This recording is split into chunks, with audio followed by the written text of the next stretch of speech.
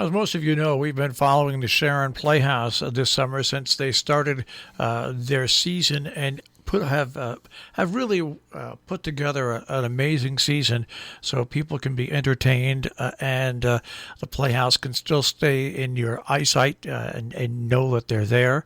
And it's gone everything from plays to now patio cabaret, which is going to start once again this Friday. But also on Sundays, they've been doing a whole bunch of different shows, and now they're into movies. And the movies that they do, that they show at their outdoor theater, are fundraisers for the Moviehouse in Millerton. Of course, we all know the Moviehouse has been really shut for almost 6 months now, and this is just a nice way to help out the Moviehouse and raise some funds for them as well. The ticket prices are by car. If you can put 4 or 5 people into the car, it's a great deal. $50 for a car. There's only room for 52 cars on these events. But the next movie that is coming up is The Scottish Play. It's a drive-in movie event at the Playhouse on Sunday. And we have the writer and director Keith Boynton with us, and we're trying a new way to put this on the air. We'll see how it works. Keith, good morning. Good morning, Marshall. How you doing? Not too bad. Well, I guess this is working out all right. It seems that way. I was nervous about it, but I think it's working. Well, that makes two of us. I'm 67. I've been in radio a long time, and this summer I've learned a lot about Zoom, clean feed, you name it. I've learned because we're all learning a lot that we didn't really want to learn. Well, let's talk a little bit about the movie first. Explain a little bit what this movie is about, The Scottish Play. That's going to be held Sunday at the Sharon Playhouse. Yeah, so the movie's about a production of Macbeth, which is known as the Scottish Play. The tradition in the theater is that Macbeth is a cursed play, which is why we call it the Scottish Play instead of Macbeth. It's bad luck to say the name. So the movie kind of explores the background of the curse, possible interpretations of why it would be cursed, and spoiler alert: the ghost of William Shakespeare makes several appearances in the film. It's funny that we talk about William Shakespeare. We just had a big thing in Kent where somebody was revealing what they feel is the true William Shakespeare. That controversy hit our area as well. Well, let's talk.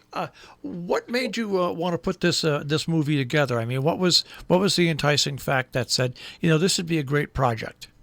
I wanted to write Shakespeare. Okay. I wanted to write him as a character. I wanted to try to find his voice and figure out what my version of Shakespeare would be. And so it was really just coming up with a framework where I could write in that voice and have Shakespeare be a character without creating a full Elizabethan dress period piece.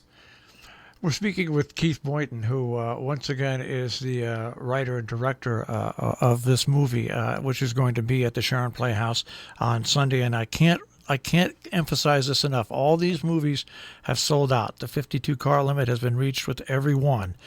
And it's a great fundraiser for the Moviehouse. On top of that all, you can have a dinner from JP Gifford will also be available. The menu and ordering will be up online, but you can also speak to JP Gifford about that as well. And there are COVID-19 guidelines if you get out of the car and stuff. But what we also tell you is that when you go to this movie, not only will you be able to hear it on stage, on speakers, but you can also, if you want to, just tune in a radio station that they have a low frequency on and listen to it that way. Now Keith, let's get to you. How did you get interested in wanting to get into film? I stumbled upon a book of Roger Ebert movie reviews at my grandfather's house when I was bored out of my mind, staying with my grandfather. And I just started reading movie reviews to pass the time. And I was completely captivated by Ebert specifically, his passion for the medium and his knowledge about it. And that kind of put this seed in my head that movies were something I had taken them for granted, but I was 13 years old and I suddenly realized, no, this is an art form. This is something to be taken seriously, and it's something really magical. And I made my first film here in the northwest corner in 2003. It was called Miles, actually. It was never released. But I just started doing it. I just started making films when I was about 21. and I've been at it ever since. It's an interesting story because when I was in high school and when I was in grammar school, I had no idea who or what I wanted to become. But my father was a comedian, and we used to go travel with him all the time. And then we'd get introduced up on stage, and I was always overweight, and I had a stain on my shirt and everything, but I would make audiences laugh. And then I went along with him on a couple of radio interviews that he did back in those days. And it was from that point on where I always knew that one way or another I was going to wind up in radio. So I think that's a pretty when you have an introduction to something like that, it is no longer a job; it is just part of your everyday life. Absolutely, yeah. And I love movies. I'm passionate about the medium, and I feel really lucky that I actually get to make them. Even on a small scale. We shot this movie in Newburgh, just across the river, the Hudson River. We shot it in Newburgh and Poughkeepsie. So I get to sort of explore my part of the world and make the movies that I want to make. Well, speaking about shooting movies, and the movie that I forget the actor's name who did in Poughkeepsie, I know this much is true. Won an Emmy for it. But this area, we found out there's a lot of filming going on in this area. We operate the Bargain Barn thrift shop as a 501c3, and I can't tell you how many movie companies come in and they buy period clothing and stuff for the movies. It really is amazing. So now you've got a movie company. Let's talk a little bit about your company, Crazy Lake Pictures. Yeah, I mean, at this point, if I'm being honest, I would say Crazy Lake Pictures is more or less just an alias for me and whatever project I happen to be involved in. For this movie, The Scottish Play, I partnered up with a real company, an actual production company called Choice Films that's based in Newburgh. And they handled really all of the logistical elements so that I could focus on, the craft of making the movie. I should mention also, just as an extra incentive for people to come to the screening, there is no other way to see this movie at this moment. It's not available online. We're still working out a release plan. So if you want to see The Scottish Play at all, Sunday would be the opportunity. And the great thing about it is you're local. I mean, you're from Lakeville, and of course, the Moviehouse is local. And what I always say about the Moviehouse is Millerton's turnaround really started with the Sadlons fixing up that theater and making Millerton a destination. So this is a nice way to look at somebody who's from our area, who's a filmmaker, and also helping out the Moviehouse. But with what you just said, we're speaking with Keith Boynton, by the way. What do you feel about today? Like, I have a 90-inch TV at home, okay? And I find myself, especially during the pandemic, I watch a lot of movies. And I watch a lot of lesser-known movies, not the big blockbusters. And the quality of films that you see, whether or not they're small documentaries or made by somebody you don't know, I just find it absolutely amazing, and I find it pretty inspiring. Is what's happening in this digital revolution making it easier for someone like you who makes movies to make movies and get them shown? It's a lot easier to make them, and it's a lot harder than ever, I think, to find an audience because there is so much content. So much of it is good. There's just a total glut on the marketplace. So I grew up, with the stories of Kevin Smith and Quentin Tarantino and people like that in the 90s, who, for them, the hard part was making the film, making something you're proud of, making something that's worth paying attention to. And then if you actually managed to make a film, people were excited. Oh, an independent film, isn't that cool? Now everybody and their cousin is making independent films. And so the question is, well, why this movie? Why are people interested in this one in particular? And it's really a struggle.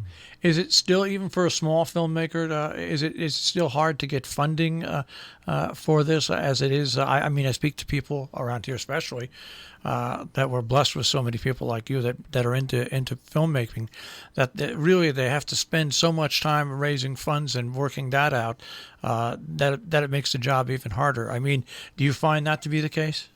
Yeah, that's a difficult piece as well. I mean, on this film, I was really lucky. I kind of pulled the friends and family card, and I got some incredibly generous friends and family to put in most of the money. But it is difficult, and it's difficult to look someone in the eye and say, "We'll make this money back," because it's just a high risk business, and we try as hard as we can, and we don't know that we will make the money back.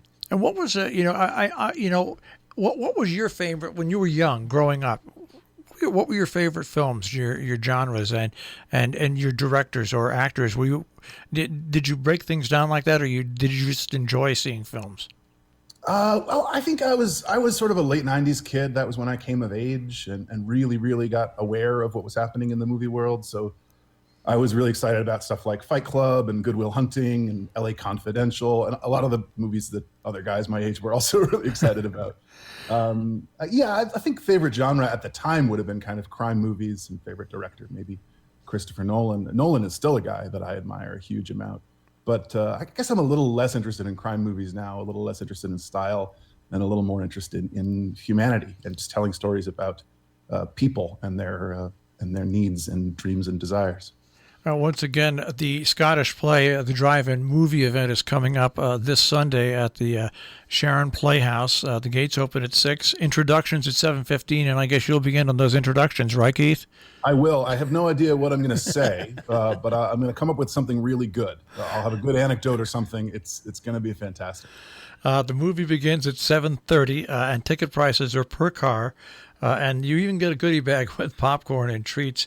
And like I said, if you want dinner from JP Gifford, you can order it from Gifford, and it'll be waiting for you.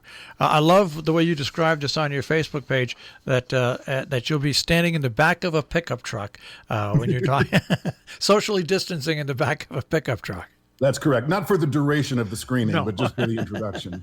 I know the format because I saw The Big Short at the Playhouse last Sunday, and it was the coolest thing. The screenwriter Charles Randolph was there. He spoke about the film, and it just had that feeling of a community event, the kind that I think we've been missing for a long time, and we're especially missing right now. It was really, really magical. Well, Keith, thanks for getting up early in the morning and speaking with us. Once My again, pleasure. you'll be there on Sunday as will the movie. And once again, the Moviehouse.net for more information. Keith, once again, thank you so much for joining us this morning. Thank you, Marshall. It's a pleasure. All right, take care. You too. That is Keith Boynton this morning here on Robin Hood Radio. The Moviehouse benefit performance at the Sharon Playhouse this coming Sunday. You can get more information at sharonplayhouse.org or the moviehouse.net.